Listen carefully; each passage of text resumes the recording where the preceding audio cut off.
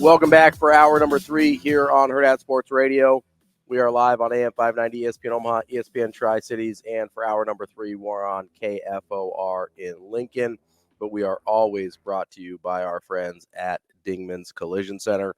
They've got 4 great Omaha area locations, and they have been a part of the Omaha community for over 25 years, and they've been first place Best of Omaha for 18 years running. It's because they are family-owned and operated, and they invest in the latest technology to work on all makes and models, and they invest back in their community with every car repaired. Make sure you go check out dingmans.com. I'm going today for more information on their services and their give back program. Yeah. Andrew got a little dinged up. I'm getting my estimate today. I'll let you guys know how the process works over at Dingman's. I'm going to the Papillion location. Okay. I'm sure it'll be terrific. They've always been great to us. We appreciate Dingman's being a supporter of the show. Another supporter of the show, at least I'm going to tell myself that, is our friend Michael Bruntz from Husker 24/7. Bruntz, what's going on, buddy? Well, we'll see how today goes and if that works or not. But things are going well. How are you guys doing? Good. We're doing all right. We kind of wanted to do a wellness check on you here real quick as your Oakland A's are officially relocating. How are you doing? How you feeling? I'm angry. John Fisher, the reclusive Gap Jeans heir who owns the A's currently, apparently met with protesters yesterday, guys. He met with the people. He met with 3 protesters in Texas and said that this has been harder on him than it's been on the fans. Oh, poor me. Oh, yeah. That is not being able to read the room. Come on, my guy. Yeah. So billionaire jeans heir. This has been really hard on him. I know. It's tougher. Hopefully this news makes everything better. His holidays go well, and he can sleep a little better at night.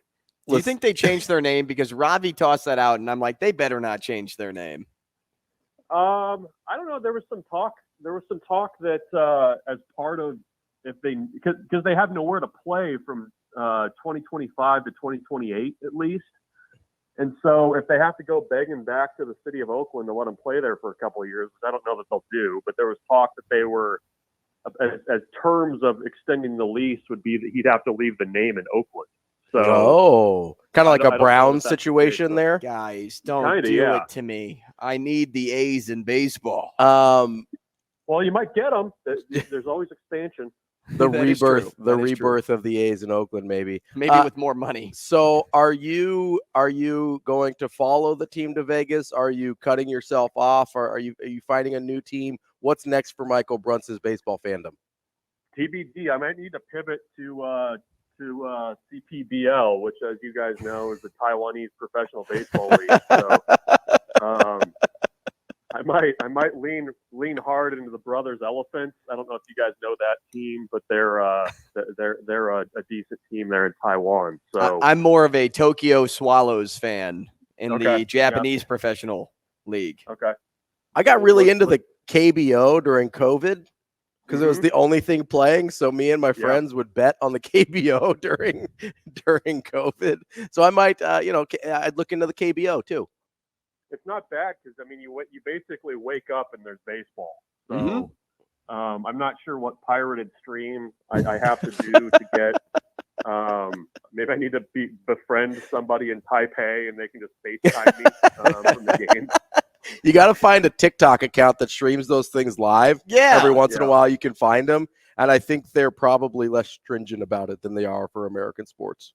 Oh, that's good to know. I need to do some more research here, but I'm taking a break from Major League Baseball. I think it's probably the fair way to say it. Well, Bruntz, you seem like the type of guy that takes advantage of anything and everything on a streaming platform. Maybe Peacock this last week. Did you take advantage of everything Peacock had to offer? Because I feel like you did, and please tell me I'm right. Let me tell you guys, I was not prepared for the amount of old school WWF content that is contained on Peacock. Everybody knows that the English Premier League is on there. Oh, that's your jam. You can watch some West Ham on there if you need to, but Yeah, they've got 40 years worth of Royal Rumbles on there, and we've been I say we, I mean me, has been going back through some classic Royal Rumbles. We're actually today the 95 Rumble is on the docket today. I can just imagine. Well, first of all, I chuckled because I know your wife a little bit. Now I couldn't really imagine her watching Royal Rumbles there with you. But I can't imagine the Husker 24/7 crew just kind of sitting watching some 95 some WWF. So that was a fun picture for me. I appreciate you doing that. But as you as Speaking of Royal Rumble, yes. Yeah, I don't. Speaking of Royal Rumbles, Nebraska and Wisconsin this weekend. No, let's go. Let's look back to Maryland first before we move on to Wisconsin here. And obviously, the turnovers are the major story. The quarterbacks are the major story. But I want to, we've talked a lot about those this week. I want to pick your brain a little bit here and see, is there something else that stuck out to you, positive or negative, that maybe hasn't gotten enough attention this week because quarterbacks are the big sexy headline? I don't know. I mean, I think Emmett Johnson continues to improve. I mean, I think that's noteworthy as you get into the final two games here. What do you have, like 17 carries, and he was getting close to 100 yards. 84, I think he ended up with. Yeah. So, I mean, I think that picture is looking good. I mean, I think, the running back group has been a bit of a mash unit this year. And to have your guy that was fourth on the depth chart kind of step up and take that role and run decisively, I mean, I think it looks pretty good there. That was a positive, I thought. I mean, the defense, again, played well enough to win. There was some, question about how well they played against Michigan State and if it was good enough. And I thought that they answered the bell again and again against a pretty good Maryland offense. So those things kind of stand out, I think, as positives that you can take in the last two games of the season. But yeah, I mean, it's hard to not come out of that game and not be talking quarterbacks and, again, just the turnover issues. I mean, if you're Nebraska's defense, you get three takeaways in that game, and to still end up -2, you're like, what's going on here? Like, what more can we possibly do to make this work? Bruntz, well, let's stay right there and talk about those quarterback issues. How complicated is this situation for you to dissect going forward, knowing that Harburg has what could be a long-term ankle injury? You have Chuba that's dealing with a groin injury, although it seems like he's still taking reps and could play. Jeff Sims is the healthy guy in the room. Do you think Chuba brought enough to the table last week to give you confidence he'd be the starting guy this week? Well, I mean, he did enough that you kind of at least are thinking, okay, what can we maybe do with this here? And I know he's been limited with the groin injury. I mean, that's going to be an issue over the last couple games. But I think with what we've seen from Jeff Sims, and even at times against Maryland, I thought that they were calling a pretty good game with him. He was making some okay throws and some smart decisions, and then the bottom just falls out. And I think this is a team now where you almost just need to say who is going to turn the ball over the least amount of times for us on offense. I mean, that it's not a question of explosive plays and all that other stuff, but who can manage this? Who can, allow us to run most of our offense? And I think right now, based on that drive, I mean, I think Chuba Purdy probably deserves a little bit of consideration there, and I think he will. I think he's got a pretty good chance of starting on Saturday. I just think that right now, if Heinrich Harburg is severely limited with his ability to run, he doesn't bring a ton to the table for you or worry you if you're Wisconsin's defense.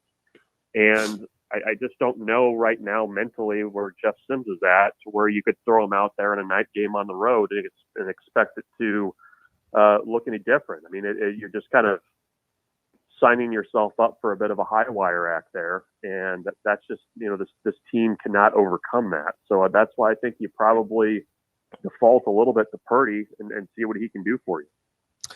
We're talking with Michael Bruntz of Husker 24/7.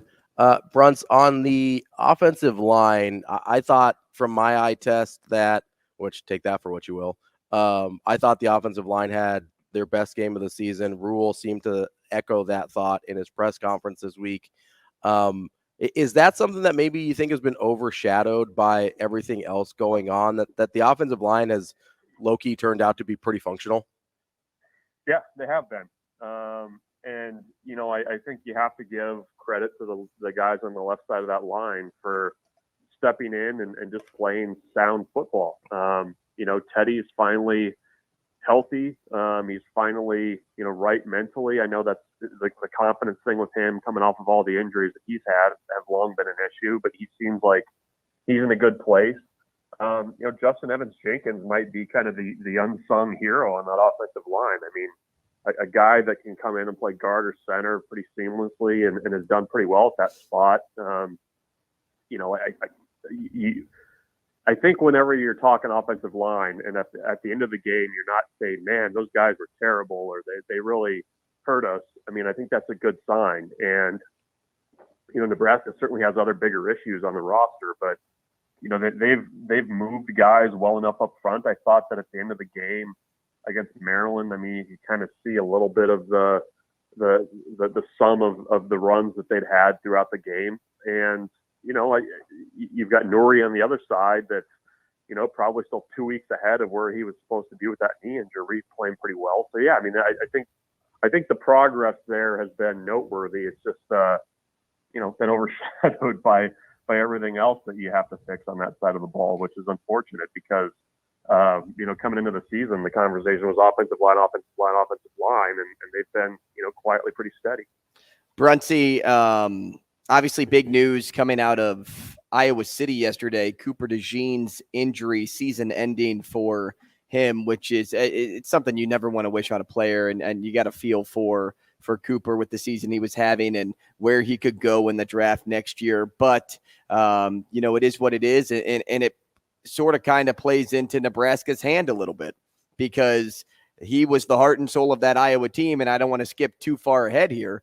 But if Nebraska can pull off a win against Wisconsin and get that 6th W, secure that bowl spot, how much easier in your mind do you think it is to also secure possibly a Big Ten championship trip because of how Iowa faltered last year without Cooper DeJean in their lineup against Nebraska? Yeah. Well, yeah, I mean, and Iowa obviously, was pretty challenged offensively enough as it is, and you take one of their best playmakers, everywhere basically on their roster out of the equation. That doesn't help. I shudder to think a little bit about what that game is going to look like in Lincoln on next week.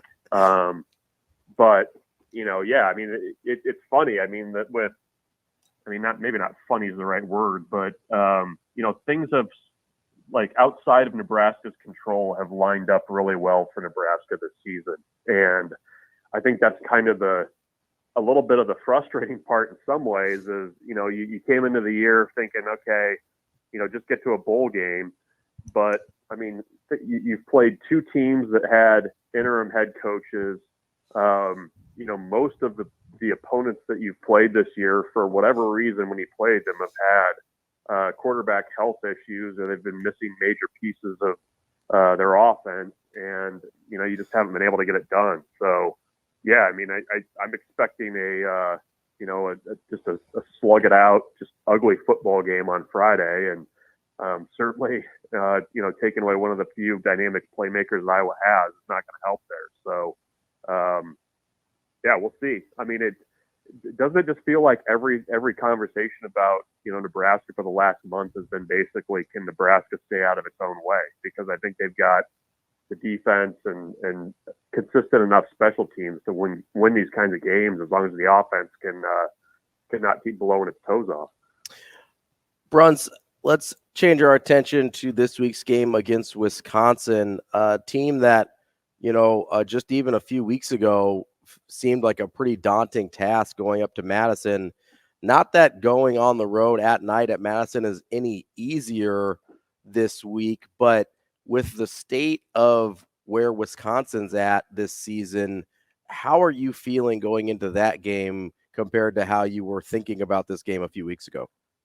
Yeah, I mean, to listen to some of the quotes coming out of the game last week, I mean, it was a little bit of a therapy session. It felt like. I mean, it felt like a lost team, a group that doesn't really have a good sense of its identity on either side of the ball. I mean, it's really strange to hear that coming out of Wisconsin, right? Because you for years have been able to just count on, regardless of the coach, this is what they're going to be, this is what they're going to do, and they're not that this year. I mean, they're a team that can actually beat themselves and have, and so it's still a tough test, though. I mean, you got to go and do a pretty daunting place at night, a place you haven't won since you've been in the Big Ten, and kind of thread the needle enough to get it done. I mean, I think it's going to be a 4-quarter game. I just think that's what Nebraska is now, and we'll see if whomever the quarterback is can kind of do enough to help Nebraska win it. But yeah, it's even Braylon Allen playing a little bit last week didn't look at all like he should. The quarterback health issues. It's just it's a strange time in the Big Ten West, and maybe a good time to maybe kind of turn out the lights on the division, I guess, because this has been a hell of a run this year. Bruntz, all that being said, should Wisconsin be 5-point favorites in this game? Yeah. I mean, I think, it's even come down from what it was. I mean, it started at 7. Yeah. I mean, I've seen it at 3.5 some places. And so, yeah, it's a coin flip, with it being at home for Wisconsin. I think that's probably fair. I mean, I don't know that I think it's probably tough week to week to really feel strongly about what you're going to get from either of these teams. So, I don't think recency bias being what it is, I don't think you feel really great about what either team did last week. So, I guess maybe you get the little advantage because you're at home, but we'll see if Wisconsin did enough soul searching this week during practice to get things going in the right direction there. Bruntz, on the defensive side of the ball, I know we've talked a lot about the offense because of how, I guess dramatic it's been over there. But on the defensive side of the ball, they have been dealing with some injuries, although not to the same extent as the offense. I guess, do you have any level of concern just with kind of the moving parts back there? I know we kind of take it for granted at this point in the season, but I do like to do check-ins every once in a while. I'll just be like, we're still good here, right? Like, I mean, that's kind of how I feel, but I'm curious how you think about it. Yeah, I don't, I think Nebraska's just kind of steady. I think Marquise Buford coming back when he did came at a pretty good time. They were a little bit thin in the secondary with some of the safety depth. They're certainly missing Deshaun Singleton a lot, but I think he's kind of come in and filled that gap a little bit. Nebraska's had their issues in the secondary with the double moves. I mean, that's I think pretty well known now. That's how you get Nebraska's corners. I think they were missing Quentin Newsome a lot last week in that game. It sounds like he's going to be back, so that's at least a positive there. But I'm trying to think back if there's been a matchup with Wisconsin where you felt kind of this confident that Nebraska's front seven would be able to hang in there and really hold up well against Wisconsin and maybe even kind of win the battle along the line of scrimmage.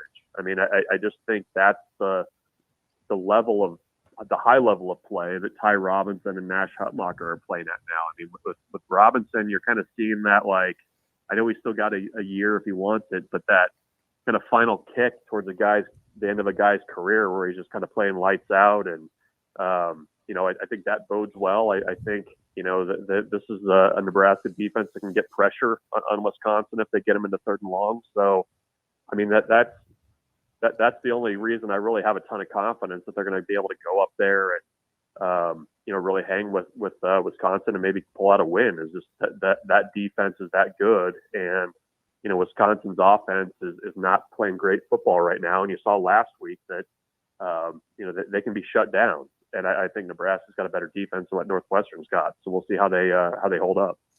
Bruntzy, last thing from me. Let's take advantage of your recruiting information for a second if we can. I've seen new offers, new commitments pop up in recent days from Nebraska. What's the latest on the recruiting trail that's noteworthy, if anything, and maybe even give our listeners a little insight on how Nebraska's been attacking the quarterback position as far as recruitment goes past Danny Kaelin?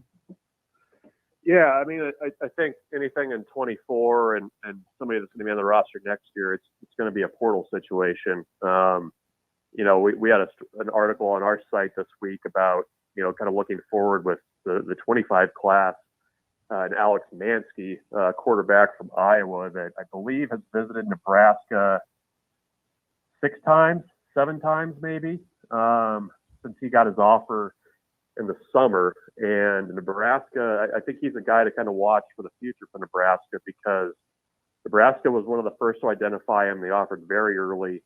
Michigan's come in late. Tennessee's kind of hanging around. Certainly Iowa and Iowa State are around there, but he's probably going to be making a decision towards the end of his, towards the end of the fall here. I think Nebraska's in a good spot there to maybe land him. But I think that's kind of where their energy with the high school stuff is focused right now.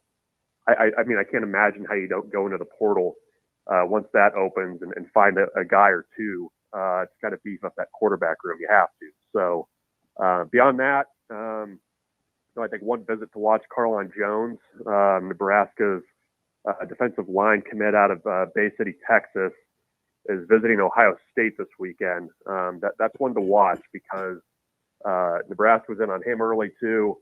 He's really had a great senior season, a lot of interest from schools in Texas. Ohio State offered a couple weeks ago. He's going to go check that out there.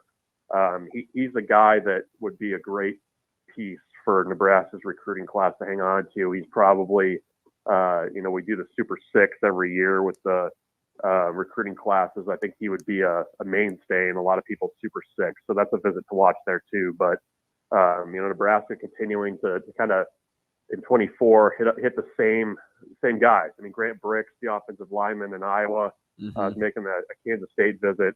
That's been a recruitment that's gone on and on and on. We'll see when he makes a decision. But Nebraska continues to recruit him hard, and we'll kind of see where that plays out. It's Michael Bruntz for Husker 24/7. Bruntz, we appreciate your time as always, and I wish you condolences on your baseball team. Thanks, Ash. I'm going to go light a candle. Yeah, go watch more Peacock.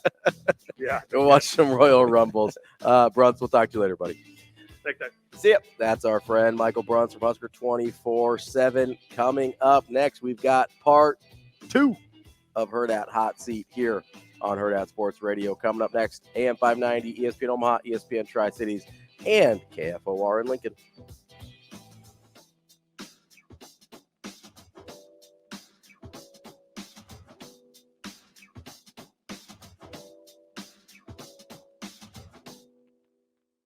We will be back